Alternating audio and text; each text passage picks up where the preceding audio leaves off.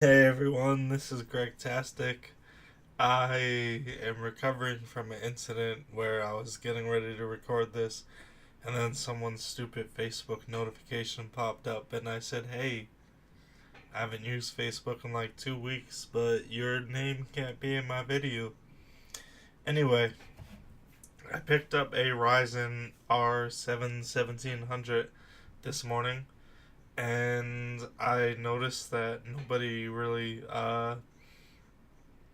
posted too many benchmarks about how it ran with Dolphin, the GameCube slash Wii emulator.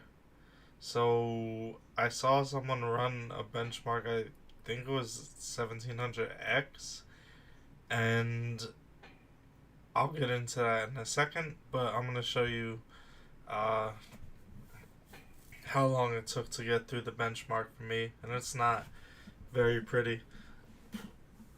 So as you can see, I have three files here, and one is called stock, and that's going to be the benchmark for the stock CPU. One's called 3.5, where I set the clock to run at 3.5 gigahertz, and one is called 3.8, where I set the clock to work at 3.8 gigahertz. At stock, even though the CPU doesn't go over, what am I trying to say? At stock, even though the GPU, shit, I'm not doing this video again because I already tried to do it, so I'm just gonna have to correct myself. At stock, where the CPU is supposed to boost up to 3.7 gigahertz, it never went over 3.12. At 3.5, it was around like 3.3, 3.33, 3.36, and at 3.8 it was around like 3.66 when it was doing the benchmark. So anyway, stock was 576 seconds, which is like 9 minutes, and compared to like, an i7 or i7 7700K or 6700K, that's not very good. Alright, so 3.5, we got it down to like 517, and I think that's the time that the person had with the 1700X. And then at 3.8, it goes down to 502 seconds, which is 8 minutes and 22 seconds.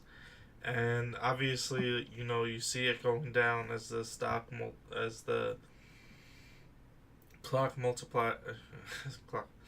You see it going down as the clock speed goes up, which would obviously make sense, but it never really gets into a range that competes with like the Intel chips as far as Dolphin is concerned. I mean, it's still gonna run games. It's not like it's really a problem. I'm gonna probably upload some videos after this with it running games and see how it does. I mean, and this is a benchmark. I always feel like it's better to actually run the games and see what happens than it is to run a benchmark. But uh, it's still a little disappointing, I would say. And I would say it's disappointing. I mean, some of the benchmarks, like, people are saying, oh my goodness, this benchmark's disappointing because X, Y, and Z, and I disagree with them. But this benchmark, I would think, is a little disappointing, not because I would expect it to necessarily compete with a 4-core i7 from the last couple of years, but just because I thought it would be closer to an i7, and it really wasn't. So we're gonna have to see, where this goes in the future, if it gets any better. But for right now, it's still lagging behind an i7 and probably even an i5 and maybe an i3 and maybe a Pentium. I think the I forget the model number. It's like a G3258, the anniversary edition, like that Pentium that you could, the first Pentium that you could overclock. I think it's even lagging behind that one. But we'll see what happens and we'll see where it goes. That's all you could do. Alright, guys, thank you for watching. If you have any questions, any comments, if you want to tell me how disoriented I am this whole time while I was doing it, you can feel free to do so, but at least I tried. And thank you for watching.